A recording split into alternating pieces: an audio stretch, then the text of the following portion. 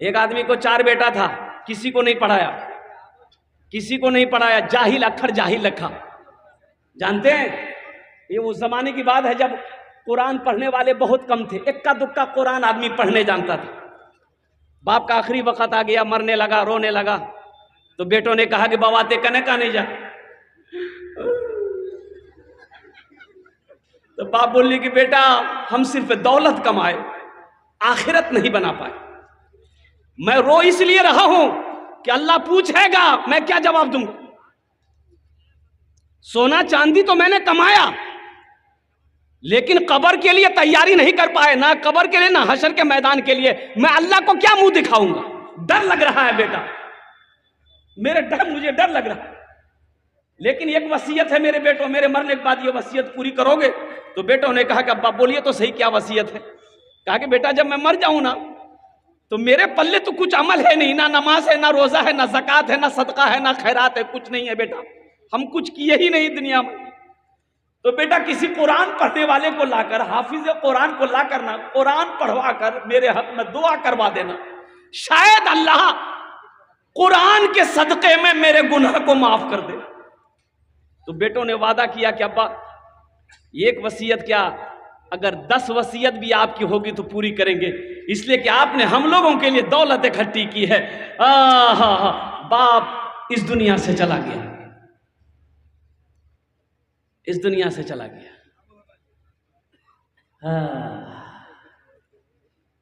इबादत करो तुम, इबादत करो तुम सदा अपने रब की, ये दुनिया किसी की हुई है ना होगी।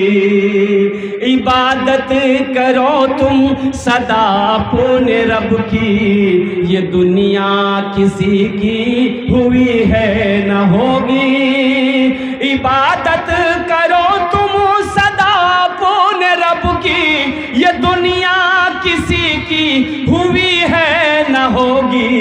यहाँ पर किसी की बनी ना बनेगी, मिलेगी तो 2 गज ज़मीं ही मिलेगी। यहाँ पर किसी की बनी ना बनेगी, मिलेगी तो 2 गज ज़मीं ही मिलेगी। मरने वाला मर गया, बेटे जमा हुए, रिश्तेदार आए, नहलाया धुलाया गया, जनाजा पढ़ा गया, कब्रिस्तान में ले जाके दफन कर दिया।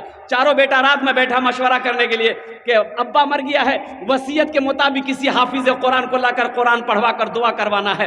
तो 3 बेटा बोला, छोटे भाई से बोला कि सुना ज्यादा परेशान मत हुए, बाबा मर ले गेले,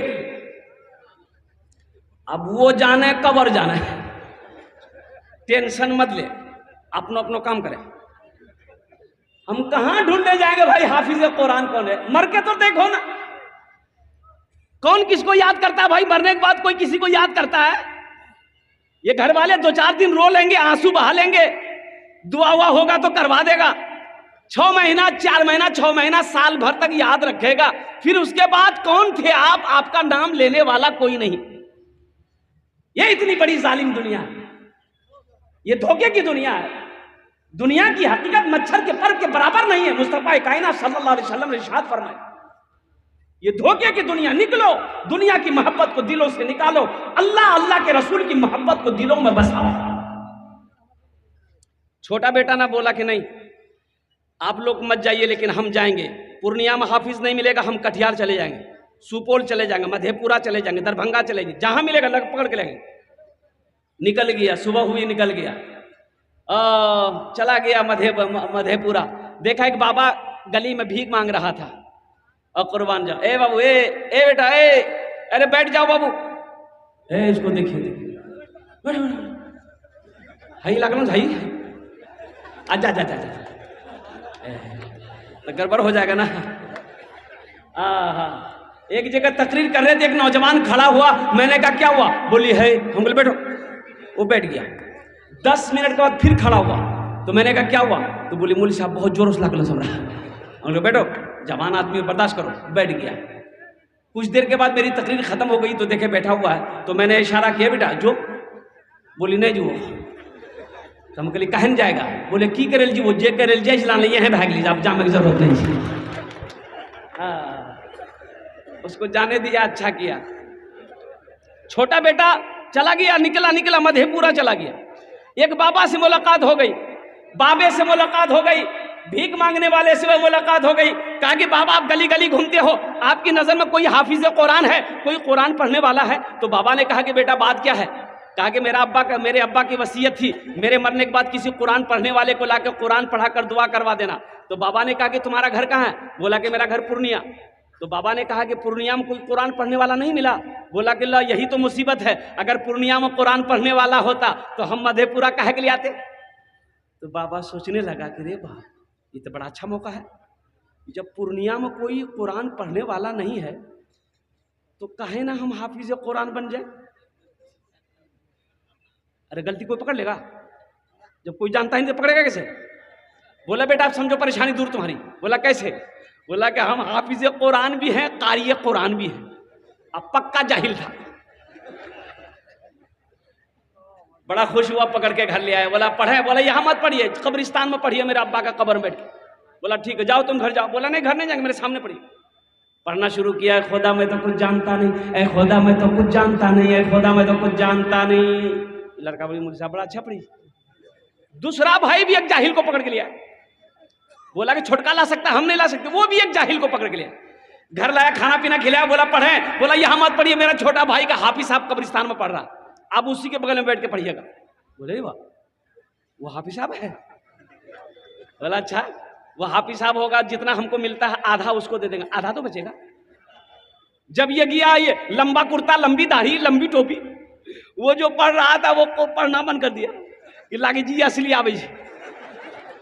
ना ये असली था ना वो असली था। बस जाके ये बैठा, सलाम दुआ हुई, बैठा। दोनों भाई खड़ा है कि पढ़िए आप लोग। बोला बाबू उतरा घर जो हमारे पढ़ते रहे वो।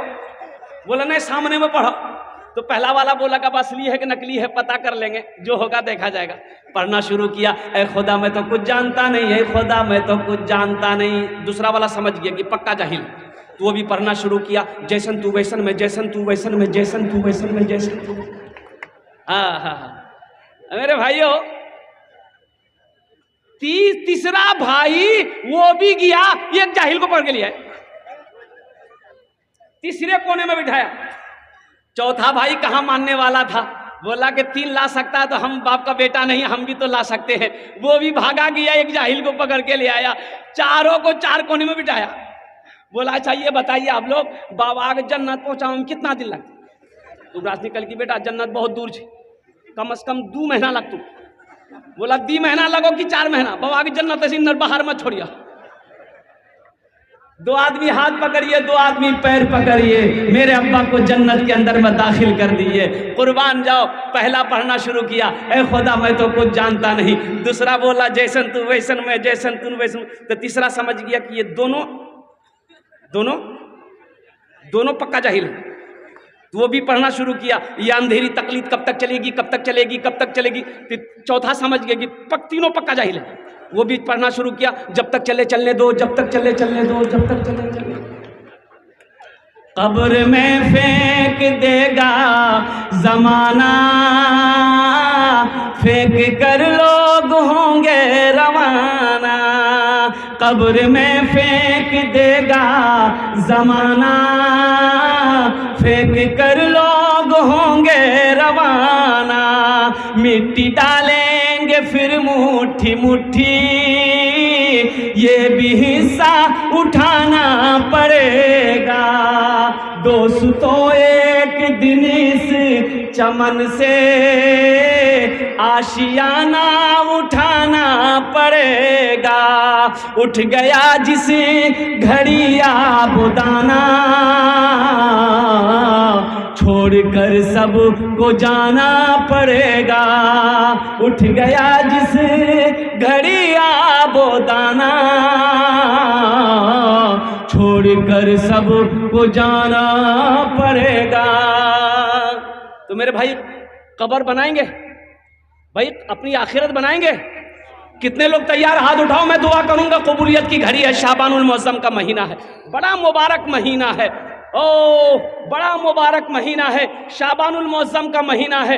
आज मेरा दादा कहाँ है, चला गया। परदादा कहाँ है, चला गया। लक्कर दादा कहाँ है, चला गया। एक बात याद रखना मेरे भाइयों, इस दुनिया में आने की रीत है, जाने की कोई रीत नहीं है। इस दुनिया में आने की डिसिप्लिन है। डिसिप्लिन ये है कि पहले दादा आता है, फिर बाप आता है, फिर पोता आता है। कि पहले पोता भी जियो, पोता नहीं। लेकिन कुर्बान जाओ, इस दुनिया से जाने की कोई डिसिप्लिन नहीं है, कोई रीत नहीं है। दादा रह जाता है, पोता चला जाता है, बाप रह जाता है, बेटा चला जाता है, माँ रह जाती है, बेटी चली जाती है, नानी रह जाती है, नवासी चली जाती है। ये 15 बच्चे हाफिज कुरान बने। तो मेरे भाइयों जानते हो ये कौन है? एक हदीस सुनाता हूं मैं आपको। हजरत मुआज बिन जबल रज़ियल्लाहु ताला अन्हु बड़े जलील कद्र सहाबी हैं। अल्लाह के रसूल सल्लल्लाहु अलैहि वसल्लम यमन का हाकिम उसको बनाए और फरमाया कि मुआज यमन के लिए रवाना हो जाओ। तो हजरत मुआज अपने घर से निकले तो अल्लाह के रसूल पहुंचे हुए, कहा कि मुआज सवारी बैठाओ। ऊंट बैठाया गया, हजरत मुआज ऊंट पर चढ़ गए। तो अल्लाह के रसूल ने कहा कि ऊंट को खड़ा करो, इशारा किया, ऊंट खड़ा हो गया। तो अल्लाह के रसूल सल्लल्लाहु अलैहि वसल्लम ने ये ऊंट के रस्सी को पकड़ा, चलते चले। अल्लाह के रसूल जमीन पर चल रहे हैं, हजरत मुआज ऊंट पर खड़े, ऊंट पर बैठे। तो हजरत मुआज कहते हैं, या रसूल अल्लाह, मेरे माँ बाप आप पर कुर्बान, आप मेरे आका हैं, आप पैदल चले, मैं ऊंट पर जाऊं, ये बेअदबी है। तो अल्लाह के रसूल ने इरशाद फरमाया, ए मुआज बैठा रहा, हम तुम्हारी इज्जत नहीं कर रहे हैं, तुम्हारे सीने में जो अल्लाह का कुरान है हम उसकी इज्जत कर रहे हैं। अब मुआज सुनो, जो हाफिज कुरान होता है वो अल्लाह का दोस्त होता है। वो अल्लाह का कौन होता बोलिए? वो अल्लाह का कौन होता बोलिए? तो अल्लाह के दोस्त से मोहब्बत करोगे तो अल्लाह आपसे मोहब्बत करेगा कि नहीं करेगा? भाई करेगा कि नहीं करेगा? तो कितने लोग इसको दोस्त बनाओगे? हाथ उठाओ, मैं दुआ कर दूं। अल्हम्दुलिल्लाह, वाह, सारे लोगों ने उठाया। अल्हम्दुलिल्लाह, शाबानुल मौज़्ज़म का महीना है, बड़ा मुबारक महीना है। अपने माँ बाप के नाम पर अल्हम्दुलिल्लाह इन बच्चों को, ये जानते कौन है? ये कौन है? ये मदरसे में पढ़ने वाला बच्चा मेहमान रसूल है। मस्जिद अल्लाह का घर है, मदरसा रसूलुल्लाह का घर है। मस्जिद अल्लाह का घर, मदरसा रसूलुल्लाह का घर है। एक विराटनगर में एक मदरसा बना तो लोगों ने, मोहल्ले वालों ने मशवरा किया, यो एक मौली साहब लाला, 5टा मौली जी, 5 आदमी खाना के जिम्मेदार लाला। एक मास्टर साहब रहे, बोला तुम लाला, बोले नहीं हमारे घर जिम्मेदार नहीं, मियाँ जी। मियाँ पूछे लगती, बोला जा पूछो जा। अब माँ उसकी बहुत बददिमाग माँ थी, बड़ी बखील बुढ़िया थी। गेले पूछेली, अम्मा ये मौली साहब और खाना बोली जी वहां। तो माँ बोली चुपचाप खबरदार, मौलवी का नाम मत लेना। मास्टर साहब चुप है, बोले नहीं होगा। 1 महीने के बाद उसी बुढ़िया का पोता थाल में खीर लेके आया। कपड़ा मौली साहब उठे लगे मदरसे में, वाह, काजू किशमिश नारियल गरी खुशबूदार खीर। तो हजरत ने पूछा कि रे बेटा इतनी अच्छी खीर कहाँ से लाए? थोड़ा सा खाया, बोला हमारी दादी बिदल कौन सा। तो मौलवी साहब ने कहा तुम्हारी दादी इतनी बखील, आज इतनी अच्छी खीर कैसे दे दी? एक टाइम का खाना नहीं खिलाती थी। तो बच्चा जानते हैं झूठ नहीं बोलता है। बच्चा झूठ बोलता है? बोलिए, बच्चा हमेशा सच बोलता है। तो बच्चा बोला कि मौलवी साहब दरअसल बात यही है कि पूर्णिया से मेरे घर मेहमान आने वाला था, मेरी दादी उन्हीं के लिए खीर बनाई थी और खीर बना के वो सारे में रखी थी। वो मेरे आंगन में जो कुत्ता है ना वो मुंह दे दिया था। तो मेरी अम्मी बोली फेंक दो, दादी बोली कहना फेंक दो, मदरसा हम दादा मौलवी साहब खेलते। उलमा को हकीर ना जानो, कसम खुदा की। आज तो ये आलम है, अगर मदरसे में बच्चे पढ़ेंगे नहीं, ये मदरसे हमारे रहेंगे नहीं, तो कल को जब मरोगे जनाजा कौन पढ़ाएगा? जनाजा कौन पढ़ाएगा? ये बच्चे रहेंगे नहीं, हाफिज नहीं बनेंगे, आलिम नहीं बनेंगे, मुफ्ती नहीं बनेंगे, तो मरने के बाद जनाजा कौन पढ़ाएगा? तुम्हारे लिए दुआ कौन करेगा? बेटी की शादी कराओगे, निकाह कौन पढ़ाएगा? आपने वादा किया है कि ये हाफिज कुरान को हम दोस्त बनाएंगे। मुझे इस मजमे के अंदर में अपने माँ बाप के लिए भी जिसका बख्शिश का मगफरत का इनको जरिया बनाओ, कुर्बान जाओ। अल्हम्दुलिल्लाह सुम्मा अल्हम्दुलिल्लाह, शाबानुल मौज़्ज़म का महीना है, इनसे जुड़ जाओगे, नीयत कर लोगे इंशाअल्लाह। बहुत सारे लोग इसमें हैं जिसका बेटा बड़ा हो गया, ये अमल नहीं कर सकते, अपने बेटे को हाफिज कुरान नहीं बना सकते। एक अमल है इंशाअल्लाह, अल्लाह ने दौलत दिया है, अल्लाह ने पैसा दिया है, अल्लाह ने माल दिया है, अल्लाह ने सोना दिया है, अल्लाह ने चांदी दिया है। आओ अपने पैसे से एक गरीब बच्चे को हाफिज कुरान बनाओ। 15 बच्चे हुए हैं और 15 बच्चों की जिम्मेदारी उठाओ। एक बच्चे को एक मदरसे में पढ़ाने का खर्च एक महीना का कम से कम 500 रुपया। कितना खर्च है भाई? अरे बोलो भाई, 500 रुपये महीने कितने हुए? महीने के 500 रुपये, साल के कितने हुए? 6,000 हुए। 6,000 हुए, 2 साल के कितने हुए? 12,000 हुए। 3 साल के कितने हुए? 18,000 हुए। 3,000 छुट्टियों के निकाल दो, 18 में 3 निकल गए, कितने बचे? 15 बच्चे। 3 साल में एक बच्चा हाफिज कुरान बन जाता है। अल्लाह ने दौलत दिया है, अल्लाह ने माल दिया है, अल्लाह ने पैसा दिया है। आओ 15,000 रुपए दो, हम 10 दुआ करेंगे अपने माँ बाप के नाम पर। एक बच्चे को हाफिज कुरान बना लो, नियत कर लोगे, अल्लाह कयामत तक माँ बाप के कब्र में सवाब अता फरमाता रहेगा। यही बच्चा कल कयामत के दिन शायद अल्लाह की बारगाह में सिफारिश कर दे, तुम्हारे हाथों को पकड़कर जन्नत के अंदर में दाखिल कर। इसलिए कि एक हाफिज कुरान 10 आदमी को जन्नत में लेकर जाएगा। वो जिसको चाहेगा उसको जन्नत में लेकर जाएगा, 10 आदमी को लेकर। है कोई नौजवान इस मजमे के अंदर में, कोई सखी है, कोई पैसा वाला, कोई मास्टर, कोई इंजीनियर, कोई डॉक्टर, कोई प्रोफेसर, माँ का चहीता बेटा, लाडला बेटा, कलेजे का टुकड़ा बेटा कोई है? मैं 10 दुआ करूंगा, ये हजारों लोग दुआ पर आमीन कहेंगे। 15,000 रुपए देने वाला, मुझे 5 आदमी इस मजमे में चाहिए। अच्छा, मुझे एक बच्चे का खर्च चाहिए, आप 2 बच्चा, 3 बच्चा, 4 बच्चा का भी खर्च बना। मुखिया मसीहुर रहमान साहब, नारे तकबीर। नहीं, रंग नारा नहीं, मिस कॉलों से नारा मत लगाओ। एक बात याद रखिए, मैंने बुजुर्गों सुना है कि जो हाथ इस्लाम के लिए उड़ता है उस हाथ में कभी लकवा नहीं मारता। की ने मारी ही बोला? अग्नि देखिए सभी को उठे हाथ। जरा दोनों हाथ उठा के नारा लगाइए तो, नारे तकबीर, नारे तकबीर। देखला डरा से सबको उठे। हाँ, ये मुखिया मसीहुर रहमान साहब अल्हम्दुलिल्लाह बहुत बड़ा सखी आदमी है ये। मैं मुखिया साहब से गुजारिश करूंगा इंशाअल्लाह एक्स्ट्रा हम 10 दुआ का वादा किए हैं। मुखिया जी के लिए हम 11 दुआ कर देंगे। कितना दुआ कर देंगे? हाँ, ऐसी वैसी दुआ नहीं होगी। एक आदमी रास्ते में जा रहा था, एक बाबा फकीर बैठा हुआ था। वो फकीर बोला, वो इधर खाना नहीं खाए 10 टका दे दो। ये आदमी बखील था, बहुत बखील था। वो बाबा छोड़ ही नहीं रहा था कि नहीं पैसा दिया बगैर छोड़ेंगे। वो 10 टकिया था जेब में निकाल के, ये बकील उसको दे दिया। तो बाबा बोला कि मांग, मुझसे क्या मांगता है? ये बकील बोल लीजिए 10 टकिया भरता था हमरा। हम मुखिया मसीहुर रहमान से गुजारिश करेंगे, एक बच्चों का खर्च मत लीजिए आप। अल्लाह ने आपको उस लायक बनाया है। ये हजारों लोग दुआ करेंगे, ना जाने अल्लाह किसकी दुआ को अपनी बारगाह में कबूल फरमा ले। दुआ से अल्लाह तकदीर बदल दे। कम से कम 2-3 बच्चों का खर्च आप उठाएं इंशाअल्लाह। मैं दुआ करूंगा, कम से कम 2 बच्चा। हाथ उठाया, नारे तकबीर, नारे तकबीर।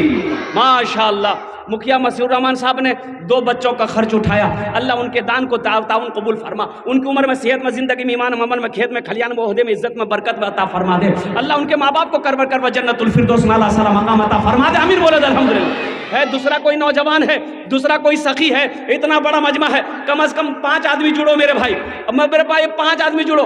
अभी हमारे मुखिया मसीहुर रहमान साहब ने 2 बच्चों का खर्च उठाया अल्हम्दुलिल्लाह। है कोई दूसरे नंबर पे कोई सखी है दूसरे नंबर पे कोई सखी है 15,000 रुपए ताउन करने वाला, 15,000 रुपए देकर एक बच्चा को हाफिज कुरान बनाने वाला, माँ के नाम पर, बाप के नाम पर। वो माँ जो 9 महीना अपने शिकम में रखी है, वो माँ जो 2 साल तक अपना खून पिलाई है। इंजीनियर मोहम्मद आजाद आलम साहब 2 बच्चे।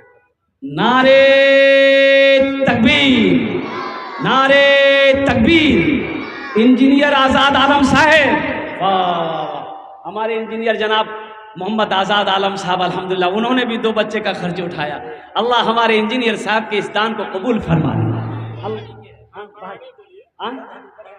बरहरी, माशाल्लाह बरहरी के रहने वाले हैं। अल्लाह उनकी उम्र में, सेहत में, ज़िंदगी में, ईमान में, अमल में, खेत में, खलियान में, या अल्लाह उनके ओहदे में, इज्जत में बरकत अता फरमा दे। अल्लाह उनके वालिदैन को करब करब जन्नतुल फिरदौस में आला साला मकाम अता फरमा दे। आमीन बोले अल्हम्दुलिल्लाह।